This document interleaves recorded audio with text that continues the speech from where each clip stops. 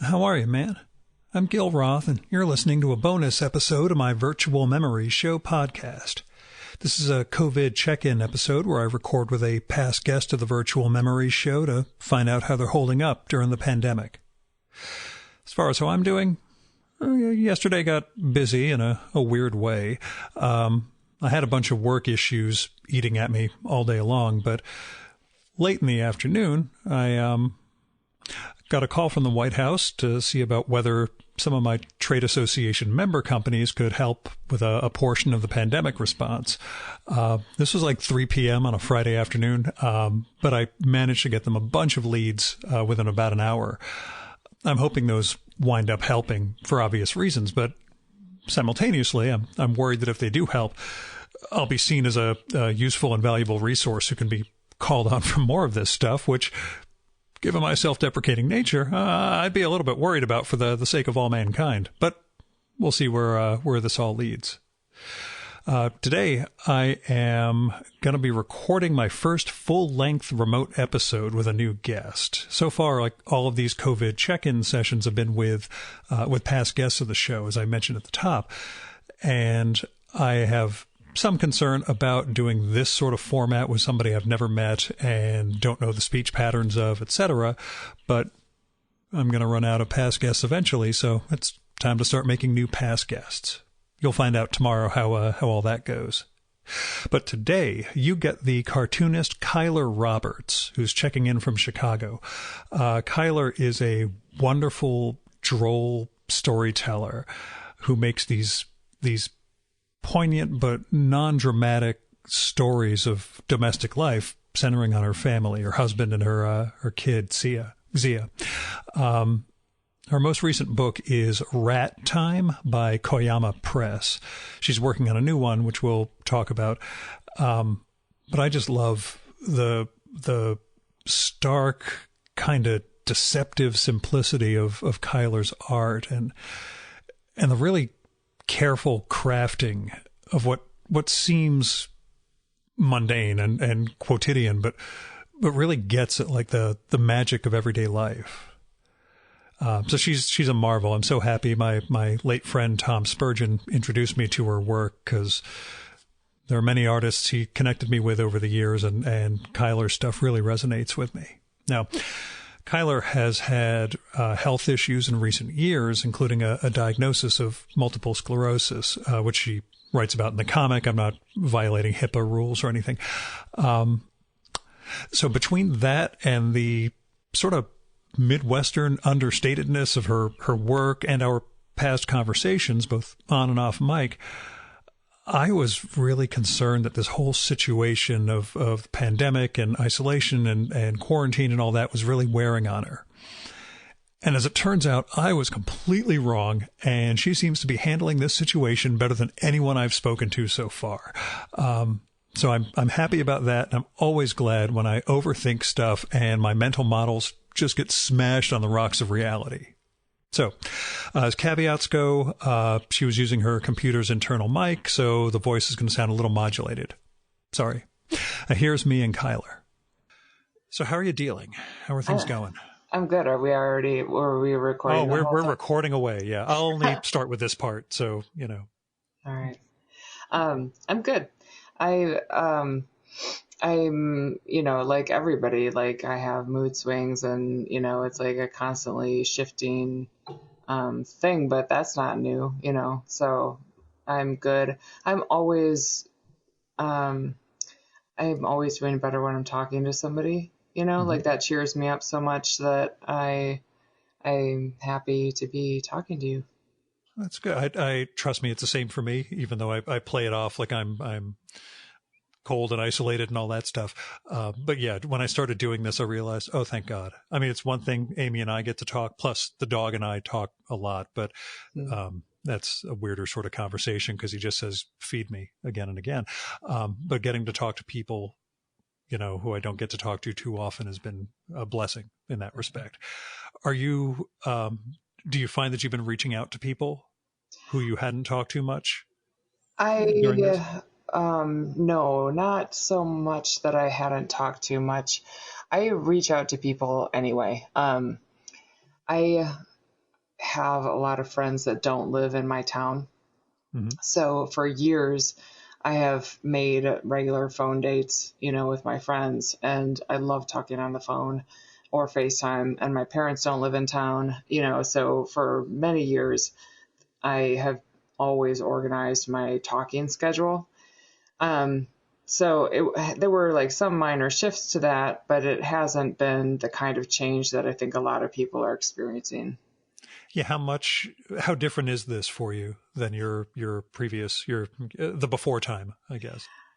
I think like it's just the pressure. It's knowing that the special anxiety is different. And so even though, like, if you looked at my life, it probably doesn't look very different at all.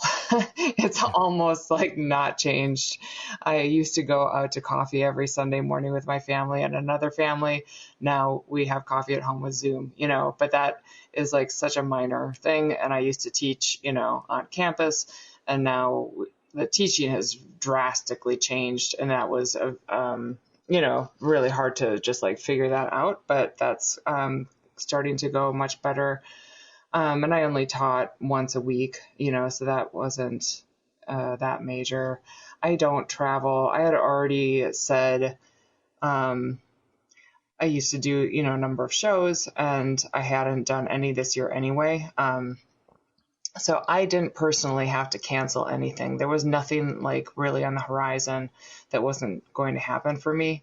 And I like even more so than other cartoonists, like I am a total homebody. I have energy during the day, but like I don't go out at night. And I used to feel, like really bad about that. The constant people, like coworkers would talk about, going out and seeing a show or whatever. And I would just feel a little bit bad about not doing it. But it's like painful for me to be up at a certain time, like even if it's a really, really fun event, it's not fun when you feel terrible. So, Sure. I feel like now my life just seems so much more like everybody else's that I'm in a better position. Like, because I'm in my element. Yeah, And how wonderfully everybody's in my vindictive. element, finally. This sounds so wonderfully vindictive that it's just like, I finally made the rest of you experience what I'm going through. I know. I feel bad about that. I do really feel horrible for all the loss that people are encountering, and it's so widespread. It's so many possibilities for loss and frustration. And I think, most people are feeling like less freedom, Mm-hmm. But I was really struggling and feeling like not very free at all before this. Just like the sort of normal things that people expect of you, just Mm-hmm. constantly without any kind of acknowledgement that they were even expecting anything. It was like constantly like a huge deal. It was like, I resent spending my energy, my very limited resource of time and energy on these things that are like, that involve like Zia's after school activities, like the challenge of driving 45 minutes to take her to somewhere, that was a big deal for me. And I have to like rest, during the day and not get work done so that I could drive her to her birthday party 45 minutes away, or, deal with a Girl Scout meeting or something. I don't have to make that kind of sacrifice. I can actually I can take care of myself better now in a lot of ways. Although I'm combining working on my book at home, teaching at home, and parenting full time. And I do feel very busy. There's a lot going on, but I've been like merging those things forever. So I also like know how to be interrupted. I know how to get work done without getting into the zone, or like, I don't have to be like supremely concentrated. I mean, a lot of people have like a bigger ritual, like they can't get something done if they only have half an hour. That like they're not even going to Sure. try to make artwork in that amount of time. But I've been like dealing with that for so long that I now am able to do that. And all these things are like these strengths. And I think about it like people, a lot of normal people go camping. To me, I don't think that's normal. I don't think that's normal at all, frankly. But yeah, so I get what you're saying. I can't like imagine like just doing all those things is so hard. And so I'm just enjoying this time of like knowing how to do a lot of things that other people don't know how to do and feeling kind of like I have superpowers for doing it. And not having their expectations. Yeah. Yeah, that's got to be something where you don't have to make an excuse for not going somewhere or, bugging out early or something. Exactly. Now, how's your health been in general, if that's okay to ask? Oh yeah. It's sorry. Did that trigger an alarm? Okay. A ding. I didn't mean to. Somebody, how dare somebody text me? I forgot to turn my phone off. My health has been much better. I think it's just like the constant like drip of adrenaline that the situation is creating, which, comes with the side effect of anger and impatience sometimes. But my fatigue was much, much worse last year. And really since January, I only have a few bad days, like once in a while I need to just be in bed for, a few hours and sort of feel like I have the flu. That used to be like part of my day almost every single day, for a couple hours. And it's just gone. I'm up and active and it feels great. I feel great. I'm weirdly gratified that you're like the first guest I've had for whom this whole thing's a positive experience. And I know we don't mean it in that way, but it is for you. I mean, it's like, here's the key. The key to like a big world problem is that you've got to have like worse personal problems, and then you don't have to worry about it because you're so focused on your personal problems. So like when Trump got elected, I had recently been diagnosed with MS, and it was like my whole world. I was going to the doctor constantly, and there was like enough anxiety about that. And I thought I had cancer a bunch of times, different kinds of cancers each time, because once they start hunting, they're going to just keep finding freaky stuff in your body, that needs like big, expensive nuclear tests to find, get to the bottom of it, or biopsies or whatever. And so like each of those things was like a big event, and fortunately, like I didn't have any cancers. But then, so I didn't have to really think about that when a lot of people were really, really supremely depressed about that. And now, I don't know, now I don't have a big personal problem to like offset this, but, I don't know. I'm like, your health, grateful. Your health remains the the overarching thing that it can give you an out on this one too. I guess. No, I don't know. I mean, like I'm just so grateful for all the things that I have in place. I mean, first of all, that I have an art form. My studio is already in my home. There's nothing stopping me from doing the thing that I love. I am extremely grateful for that. So many people they have no access to the things that they love the most, whether it's like a hobby or their job or whatever, they just can't do it. And a lot of people are missing out on something that will never come again, they'll never maybe have that opportunity again. And also, I'm not living in a crowded building. Like we have enough space and we have a little backyard area, that's private. I think anybody who doesn't have like a little strip of yard or a chair that they can put on a patio or something like of their own, I feel terrible, I mean, that's not even acknowledging, obviously, like the people who have problems like getting enough food and healthcare. I mean, there's like a million, you can go deeper and deeper and deeper. I found that being grateful for the stuff that's like, there's like a threshold, like you can be grateful for these like kind of minor things, like that are very much part of your world. that don't induce guilt. Like if I start being grateful for like really huge things, like, well, I mean, like food scarcity or something, then I start just feeling like so bad for the people who have that problem that like the gratitude no longer feels good. Right. Yeah. So you have to be like grateful for like jeans and chapstick and stuff.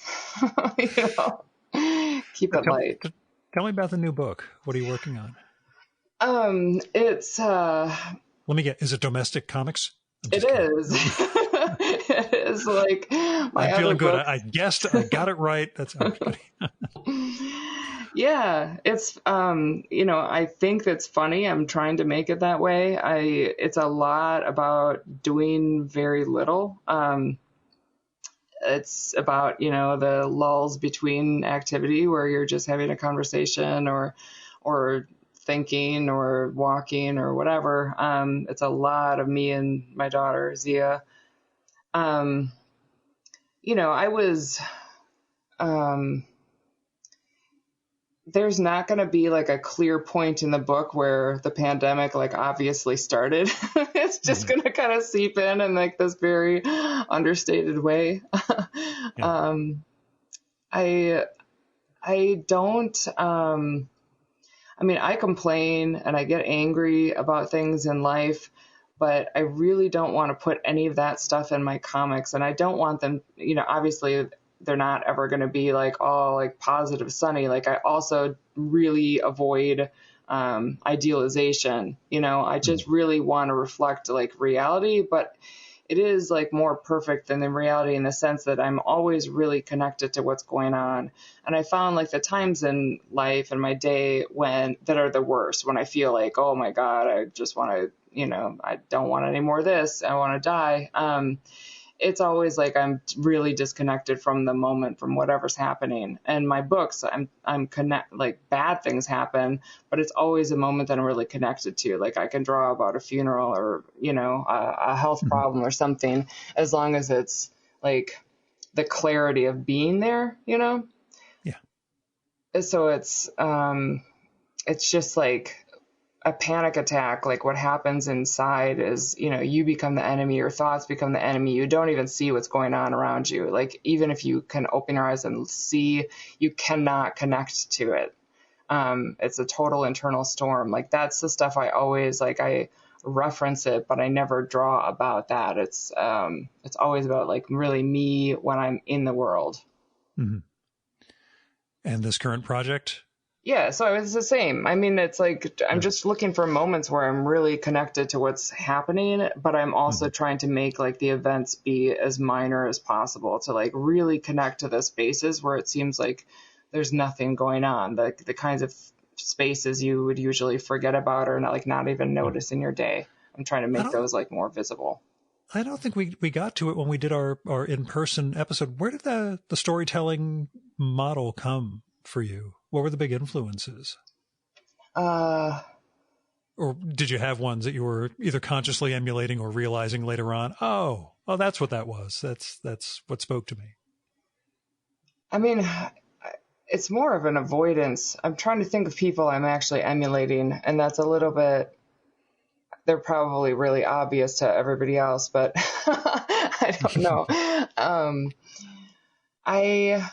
I'm just like always avoiding like the big dramatic story arc, you know, like our conventional sense of a story of like, you know, that it's leading somewhere, that there's going to be a crisis and then a resolution and then, you know, like, and then you're never the same again. Like mine is just the opposite. It's like stuff is always happening. You're always sort of the same. There's always good and bad and there's always change, you know. Let's see. Yeah, I wasn't sure if there was a Porcelino thing or something like that just kind of... I love John's work. I'm sure it has influenced me for sure. You know, his zines, like he's always put in like a little bit of everything and he'll jump into a moment and jump right out of it as fast as you got there. I mean, definitely I'm influenced by that. Yeah. I mean, that's a great example.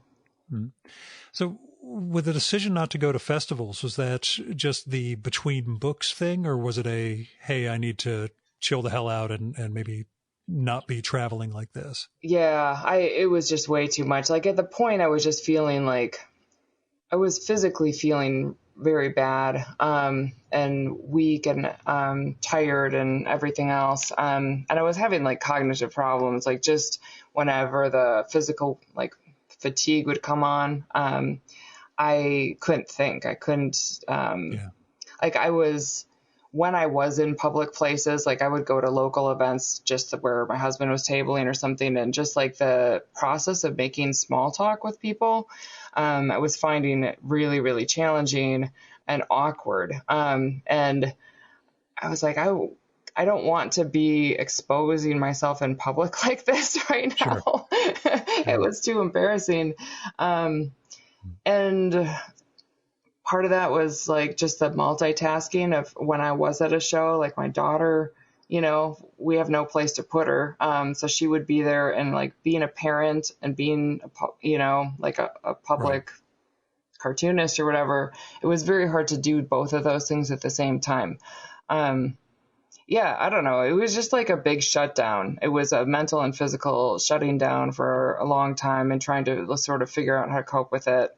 I mean, Annie, you know, Koyama Press, they still put out Rat Time. She debuted it at SPX and I was not there. And I was really, really sad to miss that. That was one of the biggest decisions. I thought about it for months. And I also, I knew I could imagine being there and like just starting to cry and not being able to stop the whole time because I was doing a lot of crying at home. And every time I thought of like, oh my God, it would be our last show, my last book with her. Like, I don't want to even like, I was afraid I would spoil it for her. I mean, not that I'd have the power to do that, but I knew I'd be like a downer. I wanted her to like, I didn't want to I get what you're saying. You know, she loves her artists, you know. I never really got to talk to her until that SPX. Like we'd had brief conversations before that. And since then we've become friends, and it's you know, I know how much the artists mean to her. And so, you know, the sense that you could, you know, ruin her mood, not ruin, but bring that to it. I get where you're coming from. So yeah, well, it would just be embarrassed. I mean, I wanted it to be a celebration for her, you know, and I just hate goodbyes. I hate the last thing. I hate the last class of the semester. I hate saying goodbye to my parents every time, you know, like I'm really, really bad at it, and it gets blown out of proportion, and it's just like it's too emotional for me. I should totally hit the stop recording and hang up button right now. It would be hysterical if I did that, but I won't. So, how is your kid dealing with everything? How's he handling the whole situation? She's doing really well. I mean, we love spending time together, and we're certainly doing that now. She is on screens a whole lot. She is playing Animal Crossing with my husband and with her friends. She loves to do Zoom conversations, you know, like she likes them, I think, just as much as she liked play dates. She's very social, and she's able to socialize that way. She's like whipping through her schoolwork super early in the morning. You know, she's like done by 10 a lot of times. Oh, wow. We take a walk together every day. And I don't know, she's learning all these interesting things like coding, and she's learning Photoshop, and she's like extremely good at technology. Like she helps me, you know, like figure out apps and programs and stuff like that. I've been learning a whole bunch of stuff too, just to figure out how to teach online better, how to make tutorials and stuff, how to make videos. I don't know. It's I but she's think been able we're to having handle like a special time, you know? I guess she's able to handle the transition, and, you know, didn't get weirded out or anything. Yeah, I mean, she's at a great age for this because she's not like super needy, but she's also not a teenager, you know? She still like enjoys hanging out with me. You know, she's very artistic. They live it up. And you've got an intern now. She can do your Exactly. scanning in Photoshop. So tell me about the teaching. What did you have to adjust, and what have you learned from going online like this? Well, okay, so I teach at the School of the Art Institute. And so we were on semesters, and it was sort of hit in the middle of the semester.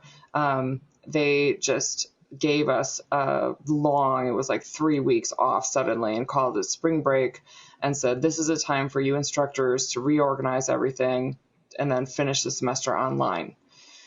During that time, there's only so much I can do ahead of time. Like, I didn't really even work during that time that much. I just figured, okay, once we're back to school, like then I'll have the opportunity to try things out and then see them go wrong and then know what to do next. Like, you can't just plan a bunch of stuff, or I couldn't.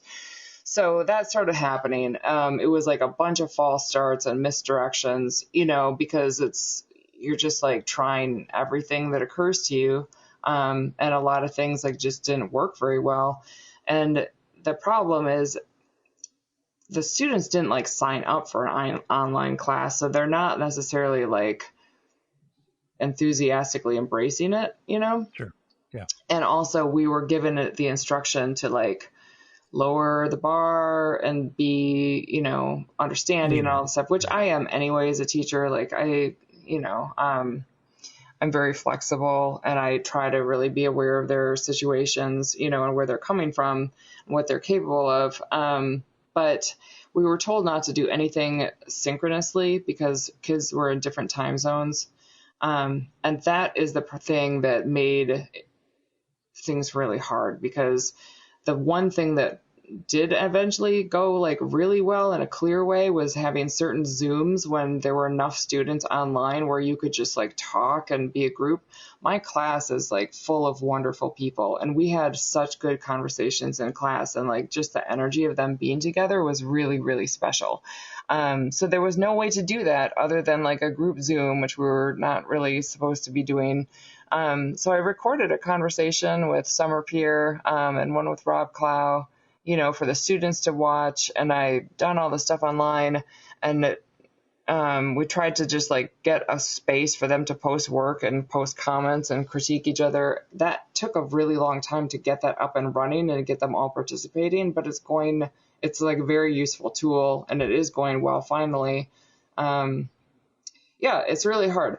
I got really discouraged and was really complaining about it, and my husband was like, well, just think about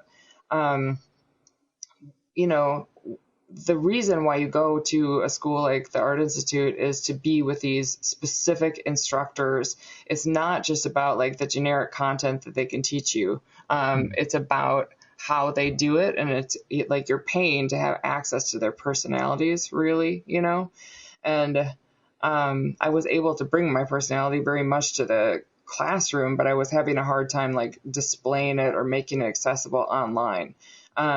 So once I really like turned that into the goal, I thought, well, I like my Facebook page expresses my personality. That's all digital, Yeah. I mean, some people are good at that and some people aren't. And I feel like, okay, that's something like I see it as a creative outlet and like a fun project and not like, drudgery.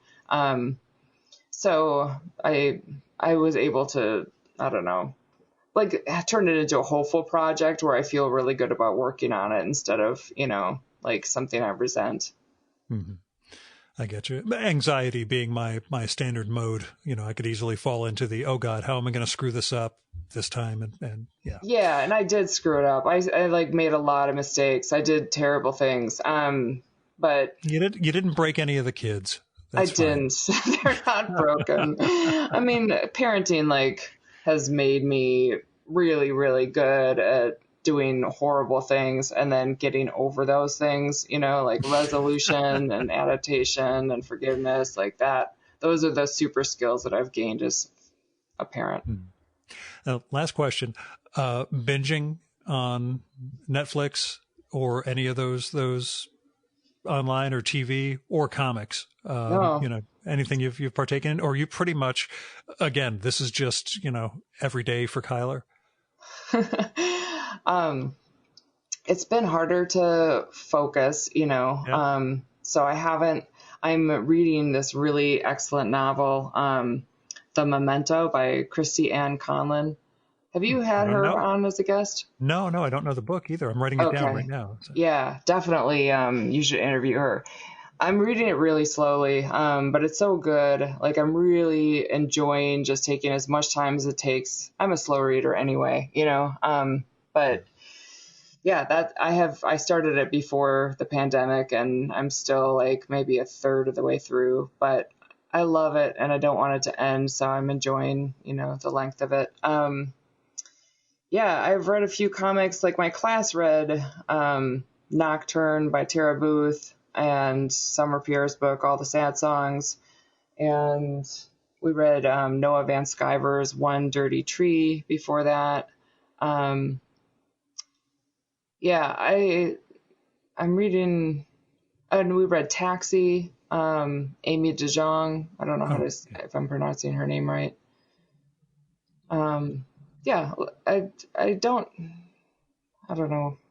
I'm not reading a ton, but I'm reading a little bit. I'm working a little bit, it sounds like you're working a bunch. So, I take that as a positive. A lot of us had, the early transition of this made it very difficult to focus. I guess the uncertainty aspect of when things were going to, quote unquote, go back to normal kind of Yeah. screwed with a lot of us. But I just figured, like, early on, like within the first week of it, I think that was like a big adjustment when they ended school. I was still thinking in my head, oh, okay, well, we'll still have like play dates outdoors or, yeah, do these sort of things. And a lot of people still are sort of social distancing, like with all these, they'll do like walks with people 6 feet apart or something. I'm not doing anything even remotely like that. We are really just like the unit of three, like yeah. with no other people involved in like any way. I go to the grocery store, but that's it. Yeah, once I got used to the idea of like what the limits were really going to be, like, okay, we're really at home and we're doing these things. I feel like this is like now we're living in the way that we are going to be living for 18 months. Like, in my head, immediately, that's how the Yeah. timeline. Well, trust me, I work in the pharmaceutical sector. Yeah. You're not wrong. Yeah. I mean, Guys from very big companies are telling me we're probably not going to do any business travel till fall next year. I'm like, okay, that's good because you guys are actually making these vaccines and drugs. It's good to know that's the timeline you have. So right. yeah, they're not anticipating anything, for quite a while. So. Yeah. So when people are saying things about like, I can't wait for this to end or whatever, it's like, it's going to be a pretty long time. I think you might just want to like really like look at how life feels right now and focus on that, Yeah. Do you have any one place you want to go? I mean, I'm Get away? dying to like go to my parents' house. I mean, they live in Wisconsin. It's less than 3 hours away. But I'm not going to because I don't want to expose them to anything. I miss seeing them. But that's the only, I mean, it's just like, you just like crave seeing other spaces, like stores, just like Yeah. dumb places that aren't beautiful or special, even just, like Oh, I going know to, the mall. Just yeah, seeing the mall. I'm yeah, from New Jersey, so that's right. our mode. Yeah. But I don't know, like, it's not driving me nuts or anything. I mean, I guess like, because when I was feeling really sick, um, from MS or depression or the combination of it or whatever, like I really felt like I was giving up everything then. I mean, I lost my vision in one eye for a while. So I was definitely thinking, all the time when that came back, like, I'm so grateful I can see. I get like weird sensations in my legs, but I love to walk. It's like my favorite thing to do. And I've never had a problem with mobility, but just like having strange sensations is enough to make me like really, really aware of how much I love that, and haven't had to give it up. But I really like did give up comics. This book that I'm working on, I didn't think it was going to happen. Like even, publishers approached me and I said, I can't sign a contract because I don't know if I'll ever finish another book, Yeah. So when I was able to start working again and just like got into a groove again, I'm so, so grateful that it's not the end of comics for me, that my career still exists, and that this love, this major, major love of my life is still there, that any of these other things like that I have to give up for now, like just seem like totally manageable. It sounds like a good note to leave off on. Keiler? All right. Thanks for coming on. I hope we will see each other at a festival again. Someday. When the next book comes out and when we're in our giant, containment suits and everything. But I thanks very much for just making the time, and I'm glad you're the one person I was the most worried about because of health issues, and it turns out you're the one person who's best adjusted to this whole situation. Well, so, I'm full of surprises. I know, that's wonderful, man. So, we'll talk soon. Thanks so much. Thank you. That was Keiler Roberts. Go check out her books, Rat Time, Chlorine Gardens, Sunburning, and more. You can find all of them at KeilerRoberts.com, which is KeilerRoberts.com. She's also on Twitter as Keiler Roberts, not super active there, and on Instagram as Keiler Jean, which is Keiler, Jean. I really adore her work, and I'm so glad she's getting through this with, we'll say, a minimum of life disruption, if not a positive, out of the whole thing. Again, go check out her website. Her previous books are from Koyama Press, but since that's going to be shutting down next year, we'll see who is publishing her next book. And we will be back tomorrow with another COVID check-in. If you want to send me a little update to read on the air or have something you want to share with the listeners, let me know and we'll set something up. I'm at groth18, GROTH18 @gmail.com. You can find my contact info at our websites, vmspod.com and chimeraobscura.com/VM. And there'll be links to all this stuff in the show notes and episode notes, along with all of Keiler's work. And you can find a link to the COVID-19 sessions of both of our sites with all of these daily episodes and some of the other long-form ones. And you can also just subscribe to the Virtual Memory Show via iTunes, Spotify, or just grab our RSS feed, plug it into your favorite podcatcher. All of that's available at chimeraobscura.com/VM, and that way you can make sure you get every episode. Now, in the before time, I always recorded these shows in person, but now I have to use Zencastr.com to record remotely. If you're interested in the service, it's spelled ZENCASTR, so no final E. The pro level is $20 a month, but my Patreon supporters more than cover it, especially since I'm no longer spending money on parking and tolls, subway trips, and coffee and all that stuff. I am spending money on coffee, but it's all for home. So I currently have 4 pounds of coffee from 3 different subscription services just to make sure I am not going out without caffeine. That's basically all I'm hoping for in this day and age. So anyway, I do not need your money, although I did just receive a very nice Patreon addition from another listener, which I feel bad about because I want you to give money to the artists and writers and other people in need. I am not in need right now. I mean, I am in need, but not of money.